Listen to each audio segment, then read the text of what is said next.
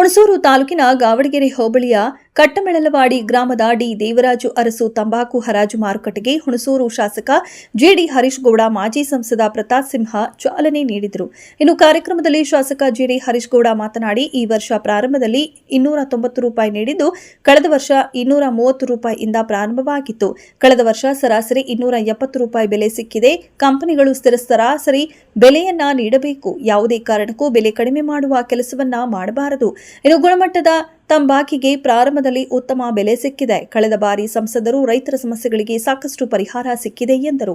ಇನ್ನು ಮಾಜಿ ಸಂಸದ ಪ್ರತಾಪ್ ಸಿಂಹನವರು ಮಾತನಾಡಿ, ಕಳೆದ 10 ವರ್ಷ ಸಂಸದರ ಅವಧಿಯಲ್ಲಿ ಸಾಕಷ್ಟು ರೈತಪರ ಕೆಲಸ ಮಾಡಿದ್ದಾರೆ. ಜೊತೆಗೆ ನಾವು ಕೇಂದ್ರ ಸರ್ಕಾರದ ಜೊತೆಗಿದ್ದು ಅವರ ಸಂಬಂಧವನ್ನ ಬೆಳೆಸಿಕೊಂಡು ರೈತರ ಹಿತ ಕಾಯಲು ಬದ್ಧ, ರೈತರಿಗೆ ಅನ್ಯಾಯವಾಗಲು ಬಿಡುವುದಿಲ್ಲ. ಜೊತೆಗೆ ಆಂಧ್ರಪ್ರದೇಶದಲ್ಲಿ 411 ರೂಪಾಯಿ ಮಾರುಕಟ್ಟೆ ಬೆಲೆ ಸಿಕ್ಕಿದೆ. 7 ಕಂಪನಿಗಳು ಪ್ರಾರಂಭದಲ್ಲಿ ಮಾರುಕಟ್ಟೆಗೆ ಬಂದಿವೆ. ಕಂಪನಿಗಳಿಗೆ ಮನವಿ ಮಾಡುವುದೇನೆಂದರೆ, ಆಂಧ್ರದ ತಂಬಾಕು ಗುಣಮಟ್ಟಕ್ಕಿಂತ ಕರ್ನಾಟಕದ ತಂಬಾಕು ಉತ್ತಮ ಗುಣಮಟ್ಟ ಇರುವುದರಿಂದ ರೈತರಿಗೆ ಒಳ್ಳೆಯ ಬೆಲೆ ಸಿಗುವಂತೆ ಕಂಪನಿಗಳು ನೋಡಿಕೊಳ್ಳಬೇಕು. ಈ ಬಾರಿ ಹೆಚ್ಚು ಮಳೆಯಿಂದ ರೈತರು ಕಷ್ಟಪಟ್ಟು ತಂಬಾಕು ಬೆಳೆದಿದ್ದಾರೆ. ರೈತರಿಗೆ ಬೆಲೆ ನೀಡುವಾಗ ಅಧಿಕಾರಿಗಳ ಗಮನ ಹರಿಸಿ ಕಡಿಮೆ ಬೆಲೆ ನಿಗದಿಯಾಗಿದಂತೆ ನೋಡಿಕೊಳ್ಳಬೇಕು ಎಂದರು. ಪ್ರಾರಂಭ ಆಗ್ತಾ ಇದೆ.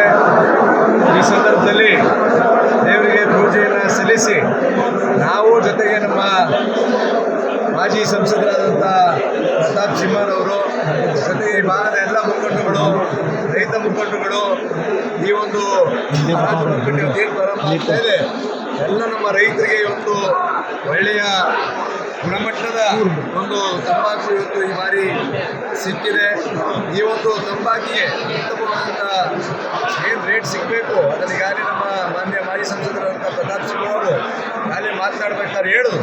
ಈಗಾಗಲೇ ಕಳೆದ ಬಾರಿ ಕಳೆದ 10 ವರ್ಷಗಳಿಂದಲೂ ಸಹ ಏನು ತಂಬಾಕು ಬೆಳೆಗಾರರಿದ್ದಾರೆ ಅವರೆಲ್ಲರಿಗೂ ಸಹ ನ್ಯಾಯವನ್ನು ಕೊಡಿಸಬೇಕು, ಕಮಿಷನ್ನ ಝೀರೋ ಮಾಡಬೇಕು, ನಮ್ಮ ರೈತರ ಅಕೌಂಟ್ಗೆ ನೇರವಾಗಿ ಹಣ ಹೋಗಬೇಕು, ಫರ್ಟಿಲೈಸರ್ಗೆ ಹಣಕಾಸಿನ ವ್ಯವಸ್ಥೆ ಕಡಿಮೆ ಆಗಬೇಕು.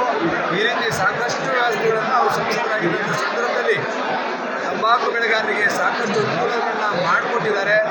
ಈ ದಿನವೂ ಸಹ ಇವತ್ತು ನಮ್ಮ ರೈತರ ಜೊತೆಗೆ ನಿಂತು ಕೇಂದ್ರ ಸರ್ಕಾರದಲ್ಲಿ ಅವರಿರ್ತಕ್ಕಂಥ ಸಂಪರ್ಕವನ್ನು ಬಳಸ್ತೀನಿ, ರೈತರಿಗೆ ಅನ್ಯಾಯ ಆಗಲಿಕ್ಕೆ ಬರಲ್ಲ ಅಂತಕ್ಕಂಥ ಮಾತನ್ನು ಈ ಸಂದರ್ಭದಲ್ಲೂ ಸಹ ತಿಳಿಸಿದ್ದಾರೆ.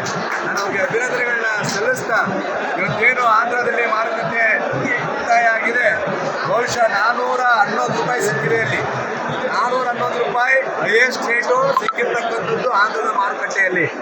ನಾವು ನಮ್ಮ 7 ಕಂಪ್ನಿಗಳು ಇವತ್ತು ಬಂದಿದ್ದಾವೆ, ಇನ್ನು ಹಲವಾರು ಕಂಪ್ನಿಗಳು ಮುಂದಿನ ದಿನಗಳಲ್ಲಿ ಬರ್ತವೆ.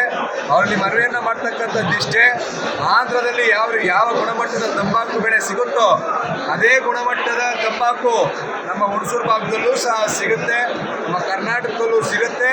ಆದ್ದರಿಂದ ಏನು 411 ರೂಪಾಯಿ ಈ ಬಾರಿ ಸಿಕ್ಕಿದೆ ಹೈಯೆಸ್ಟ್ ರೇಟು, ಅದನ್ನು ದಯಮಾಡಿ ನಮ್ಮ ರೈತರಿಗೆ ಸಿಗುವಂತೆ ನಮ್ಮ ಕಂಪ್ನಿಗಳು ನೋಡ್ಕೊಳ್ಬೇಕು. ಈ ಬಾರಿ ಹೆಚ್ಚಿಗೆ ಮಳೆ ಆಗಿದೆ.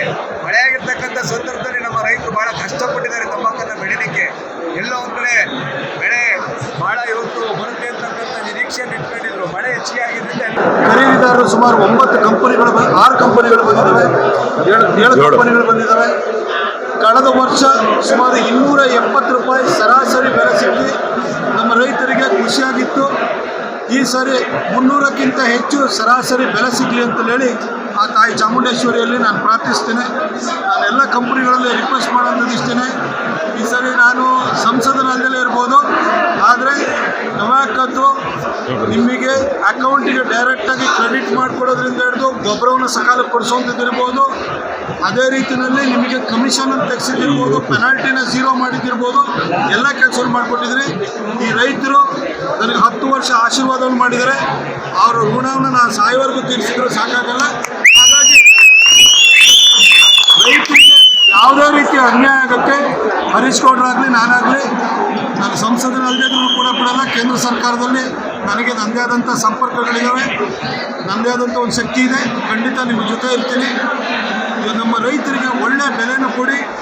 ಅದ್ರ ಜೊತೆಗೆ ಈಗ ದೀಪಾವಳಿ ಬಂದಾದ ಕೂಡಲೇ ಈಗೇನೋ ನೀವು ಖರೀದಿ ಮಾಡಿಬಿಡ್ತೀರಿ, ಒಳ್ಳೆ ಬೆಲೆನ ಪ್ರಾರಂಭದಲ್ಲಿ ಕೊಡ್ತೀರಿ. ಆದರೆ ದೀಪಾವಳಿ ಬಂದಾದ ಕೂಡಲೇ ಇನ್ನು ಆರ್ಡ್ರ್ ಕನ್ಫರ್ಮ್ ಆಗಬೇಕು, ಸ್ಯಾಂಪ್ಲಿಂಗ್ ಕಳಿಸಿದ್ದೀವಿ ಅಂತ ಹೇಳ್ಬಿಟ್ಟು ರೇಟ್ ಡೌನ್ ಮಾಡ್ತಾಯಿದ್ರೆ, ಕಳೆದ ವರ್ಷ ನಾನು ನೇರವಾಗಿ ಎಲ್ಲರಿಗೂ ಕೂಡ ನಾನು ವಾರ್ನಿಂಗ್ ಕೊಟ್ಟಿದ್ದೆ.